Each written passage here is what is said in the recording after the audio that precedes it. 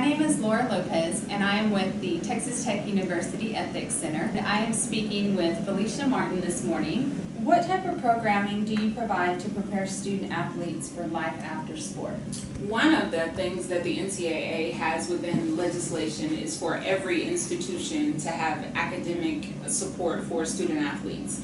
Most campuses aren't aware that that's actually a legislated service. So here at Texas Tech, we have in the Marcia Sharp Center for Student Athletes a level of support services. What I say is that we work with our student athletes from recruitment to graduation. If we're talking about any specific programming, it starts as soon as they arrive at Texas Tech.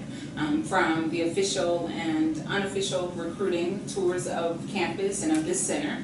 Any assistance that they might need with initial eligibility. We actually have a director of initial eligibility who works right along with our coaches and the other athletic staff to be sure students and parents have an understanding of what the NCAA requires of them as far as academic eligibility so that they're able to compete as soon as they arrive here at Texas Tech.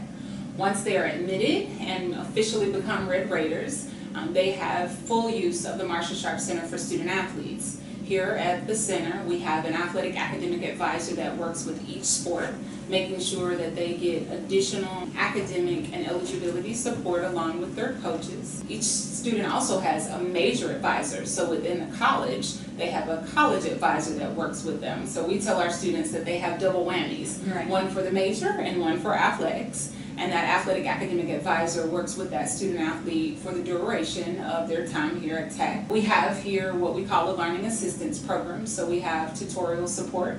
We have learning specialists on staff. There are a number of academic and skill set workshops and resources that we have for the students. If we were able to go through the Marcia Sharp Center and do a tour, you'd see that we have some computer labs and a classroom that our students are able to use. One of the things that I think gets out front with the community is our Red Raider Life Skills program and the Leadership Academy.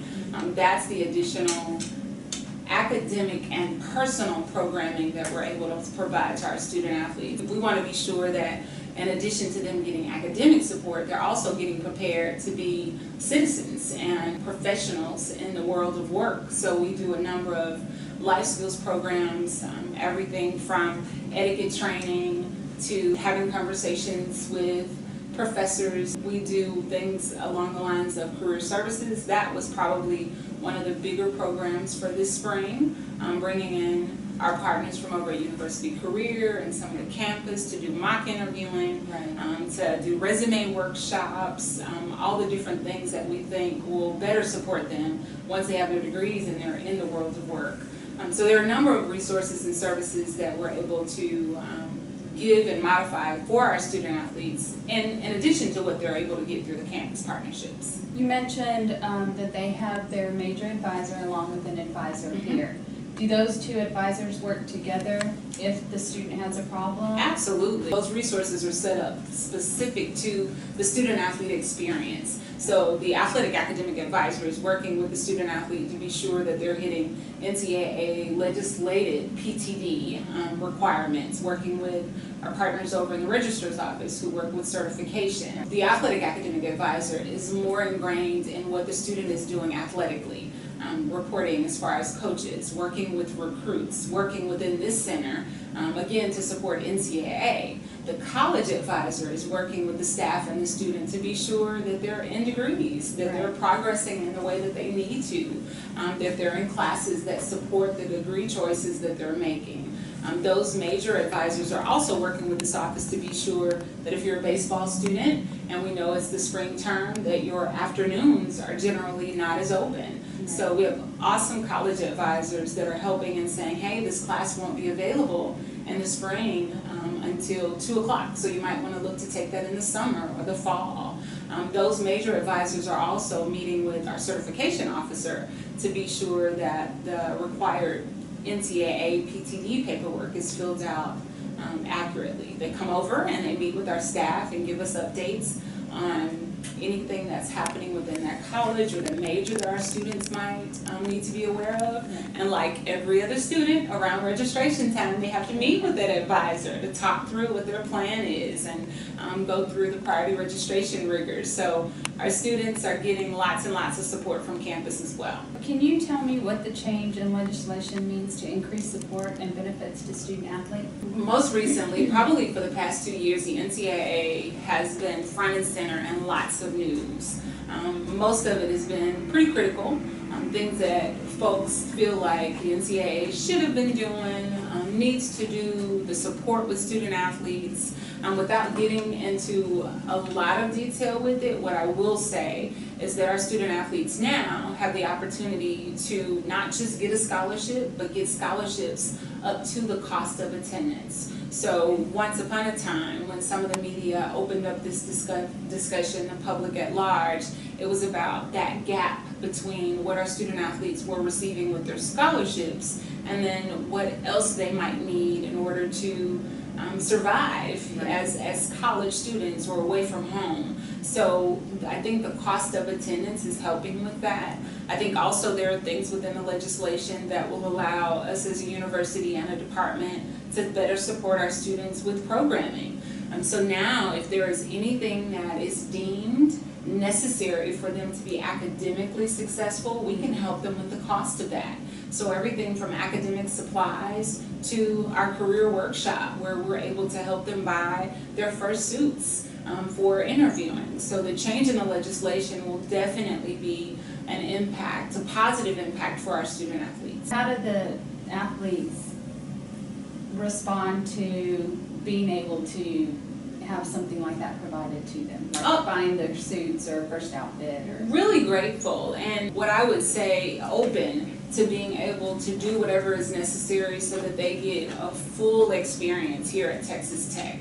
As any student will tell you, one of the things you don't want to worry about as you're progressing towards your degree is how you'll pay for food or take care of rent. And I think this gives our student athletes an added assurance that while they're here representing Texas Tech and competing in the sports that they love, that they're getting support up to the level of them not having to worry about those things. They are incredibly grateful for some of the programming that's in place right now, because that programming allows them to be better prepared for life after sport. The NCAA has this byline, this slogan that they use about student athletes becoming professional in something other than their sport. For 98% of our student athletes, that's the truth. So when they leave here with degree in hand, if they're not headed to a professional league, we want them headed into an office. We want them headed into a classroom. We want them headed into somewhere for the next level of their experience. How does the campus community impact a student athlete choosing Texas Tech over another institution? I cannot say enough about the faculty and staff and the impact that they have when students are visiting Texas Tech, when they make the decision to come here to Texas Tech. Often for some of our official visits, what we'll do is if somebody is interested in the College of Business, we'll reach out to our friends there and see if they're available to speak to those parents or those students. When they're doing their official visits, they also get campus tours, and to have people ask them where they're from or find out if there's information that they need. Everybody from the chancellor's level down to the advisors in the colleges have been so open and so very helpful with giving students and parents additional information about living and loving, about the campus experience outside of athletics. We have parents that walk away feeling that there's so many levels of support, not just services, but support. Someone that'll make his son or daughter feel they're home. To feel like, okay, there are enough people around here that are invested in my son and daughter that they will have a good experience here. Having faculty, staff, and administrators that are so open to helping people to understand what the Texas Tech experience will be. That you won't just be coming to college, you'll be joining another family. That you'll have a Red Raider family, and it's an extension of what we do. Our student athletes understand that most of the time they're coming here primarily for because of the benefit of an athletic scholarship, but their experience is much larger, much broader than just their athletic experience, and our campus community is so impactful when it comes to helping prospective students and their parents to understand what the Texas Tech experience will be. I think that's important for parents to know that their kids will be taken care of, Yes. especially when they are away from home. Yes. Do parents ever express that to you? Absolutely. For lots of parents, because we have student athletes who come from all over the country. We've got international students and students that are from Florida and California. So knowing that their son or daughter is going to be in West Texas without the benefit of a parent helps them when they get a chance to shake hands with and speak to people who've got a number of degrees here or have worked here a number of years or who have sons and daughters themselves who live here. We do have some additional resources and services for students who have to get home for emergencies. It's called the Student Athlete Opportunity Fund. So a mom or dad can call me and their student can actually come to me and say, I've got an emergency situation and I need to get home, and we've got financial support to help them with that. The athletic academic advisors play a vital role in keeping a pulse on how a student is doing. Right. And we've got families that sign FERPAs and make sure that Right. we're able to talk to them about grades and experiences. We've got a sports medicine staff that works with each of the teams. So again, keeping a pulse on the health of the young student, not just from a physical standpoint, but also for mental wellness. We've got some services in place that help students in that way. We do a number of social activities that engage our students. We partnered a couple of different times with International Affairs to make sure that our students that are coming from far and wide also realize that they've got a family within the family.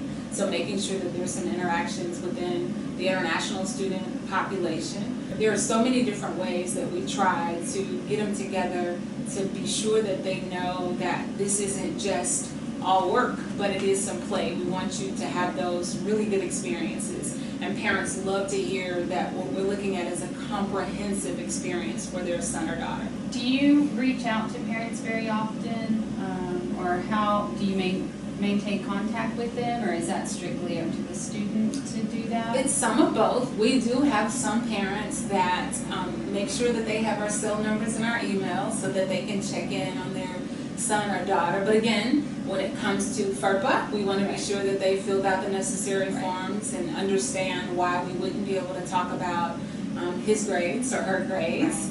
But the parents do feel like they bring their sons and daughters here, that it becomes a second home. We've got a number of parents that travel with the team, that come back for home games, that look for opportunities on the schedule to invite friends and family to a location like Dallas or different locations that are as close as, Alabama or Arkansas when our teams are competing. Our parents stay in contact. They are as invested in their students' education as they are the athletic experience. So whenever they're on campus, they stop by to say hello and see how things are going. They call if they've got questions or concerns, and we welcome it. We want them to be sure that they know that their son or daughter, it's their right and privilege to share those things with mom or dad, but those things that we can share, we do share. How does athletics partner with the campus and the university for the sake of the students' education and exposure?